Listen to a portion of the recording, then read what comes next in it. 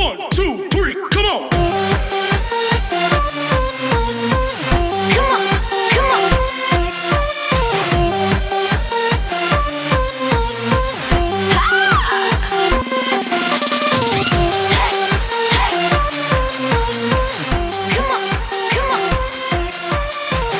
Good morning. चलिए बात करते हैं फिर से अंग्रेजी की। मनीष ऑनलाइन क्लासेस में आप सबका पुनः स्वागत है। चलिए, दो बच्चे घर पे बैठे हुए हैं। 2 children are sitting at their home and talking with each other. अरे, स्कूल जाने का समय हो गया शायद। What is time please? What is time please? दो बड़े घर पे बैठे बातचीत कर रहे हैं। 2 elders are talking with each other at home. अचानक से एक बड़ा बोलता है, अरे भाई, रामायण का टाइम है। What is time please? तो आज हम बात कर रहे हैं एक ऐसे टॉपिक की, और उस टॉपिक का नाम है समय। प्रायः बच्चे, बड़े, बूढ़े, स्टूडेंट्स, टीचर्स, या फिर लेबर, या फिर कारपेंटर, या फिर कोई भी जब काम करते हैं तो अचानक से उनको याद आता है, क्या समय हुआ है? What is time? What is time right now?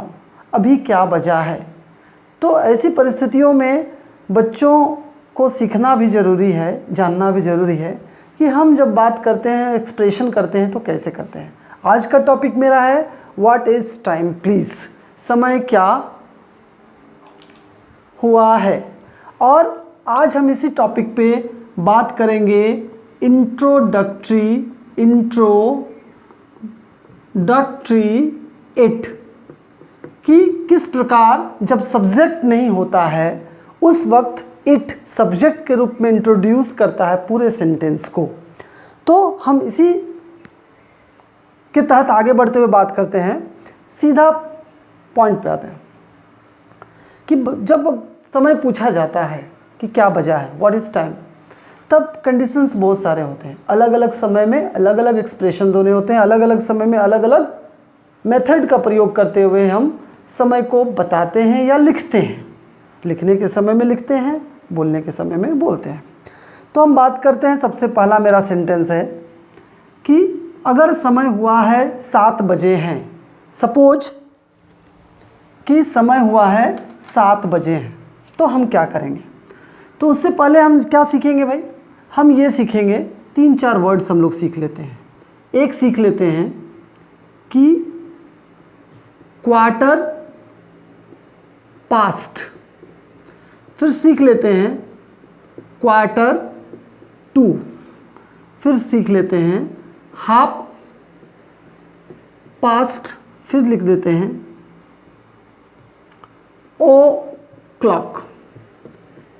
और सीखते हैं, इन शब्दों को अगर हम याद कर लेते हैं, बच्चे याद कर लेते हैं या समझ लेते हैं, तो हम किसी भी परिस्थिति में कोई भी समय को हम अपना शब्द दे सकते हैं, उसको हम ट्रांसलेट कर सकते हैं और हम अपना एक्सप्रेशन कर सकते हैं। जैसे 7 बजे हैं, किसी ने पूछा व्हाट इज़ टाइम प्लीज़, क्या बजा है? अगर घड़ी में देखता हूँ या मोबाइल से ही अपना वक्त देखता हूँ और लगता है 7 बजे हैं, 8 भी बज सकते हैं, 9 भी, फॉर एन एग्ज़ाम्पल 7 बजे हैं, हम इंट्रोडक्टरी इट का प्रयोग करेंगे। It is 7 o'clock। अगर किसी ने पूछा तो लिखने की बात है कि सुबह के 7 बजे हैं, it is 7 o'clock in the morning. शाम के 7 बजे हैं, it is 7 o'clock in the evening. 7:15 बजे हैं, कंडीशन अप्लाइड। 7 बजे हैं 7 o'clock, 8 बजे हैं 8 o'clock, 9 बजे है इट इज़ 9 o'clock, 10 बजे है इट इज़ 10 o'clock, 7:15 बजे हैं। ऐसी परिस्थिति में हम प्रयोग करते हैं इट इज़। सवा यानी कि साधारण भाषा में हम लोग सवा को समझते हैं 7 बजे, 7:15 बजे हैं, मतलब कॉन्सेप्ट ये बच्चों को देना है कि 7 बजे हैं तो 7 बजे हैं, 7:15 बजे हैं मतलब 7:15 मतलब 7:15 हुए हैं।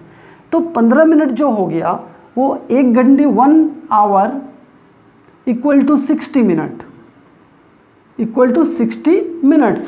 60 मिनट्स को 4 पार्ट करते हैं तो 15, 15, 15 और 15 होता है। 7:15 सवा मतलब ये 15 की बात हो रही है, और 15 जो है वो बीत गया है, यानी कि पास्ट हो गया है, बीत गया यानी पास्ट हो गया है। ऐसी परिस्थिति में it is quarter past, it is a quarter past, एक क्वार्टर पास्ट हुआ है, इसलिए it is a quarter past 7 o'clock। 7:30 बजे हैं। जैसा साढ़े मतलब हम लोग आधा जानते हैं, आधा मतलब हाफ जानते हैं, यानी 15 मिनट दोनों मिल जाते हैं तो ये 30 मिनट हो जाता है। तो 30 मिनट्स जो हो जाते हैं वही हाफ हो गया, 30 minutes equal to half past हो गया, हाफ पास्ट एन आवर हो गया, 1 घंटा का आधा घंटा। तो 7:30 बजे हैं। हम फिर से इंट्रोडक्टरी इट का प्रयोग करेंगे। It is half past 7 o'clock, यानी इसका मतलब हो गया 7:30 बजे हैं।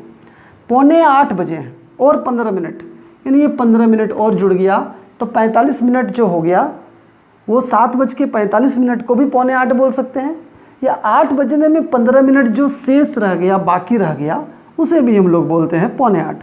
तो ऐसी परिस्थिति में हम लोग प्रयोग करेंगे इट इज़ 15 मिनट जो बाकी रह गया है इसके लिए Q2 कर देंगे। क्वार्टर बीतना यानी क्वार्टर पास्ट हो जाना, क्वार्टर बाकी रह जाना, Q2 का प्रयोग करेंगे। It is Q2।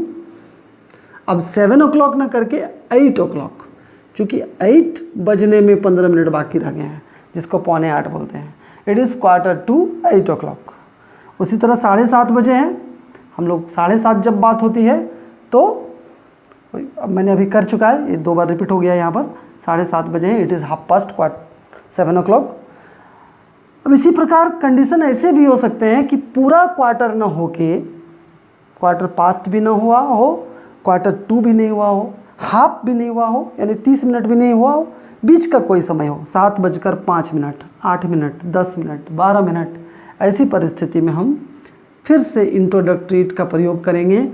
It is, अब 5 मिनट हुए हैं, इट इज़ 5 मिनट। अब यहाँ भी ध्यान रखना है, 5 मिनट ना बोल के 5 मिनट्स बोलेंगे। मैंने पिछले क्लास में सिंगुलर प्लूरल पर बात किया था। 1 थिंग डोनेट जो होता है singular noun, more than 1 thing plural noun. तो 5 मिनट हुए हैं, इट इज़ 5 मिनट्स पास्ट, बीत गया इसलिए पास्ट 7 o'clock। तो इस प्रकार हम समय के बारे में बच्चों को जानकारी भी दे सकते हैं, खुद भी जान सकते हैं और इसका उपयोग कर सकते हैं। One thing is very important, that is I want to say you, और वो है क्या, व्हाट इज़ दैट भाई? वो ये है कि जब तक English is very easy subject, but without repeating, without practicing we can't learn it.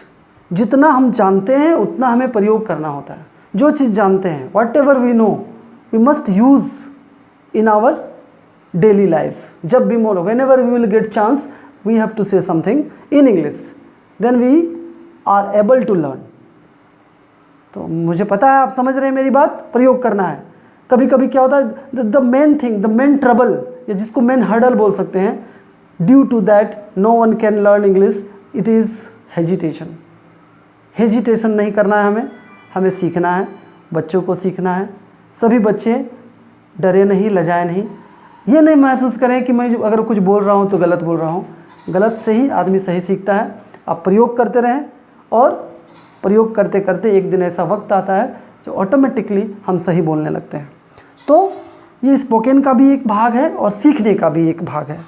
तो अब हम बात कर रहे हैं कि हेजिटेशन को दूर करते हुए हम लोग इट इंट्रोडक्टरी का प्रयोग करते हुए सिर्फ quarter past, Q2, half past का प्रयोग करेंगे। और अगर मिनट्स कुछ बीत गए हैं तो it is 5 minute past 7 o'clock। अगर 5 मिनट बाकी रह जाते हैं, एक और क्वेश्चन आ सकता है यहाँ पर जो मैंने लिखा नहीं है, कि 7 बजने में 5 मिनट बाकी हैं। It is 5 minutes to 7 o'clock। बाकी हैं, 2 कर देना है, बीत गए हैं, पास्ट कर देना है, वेरी इजी।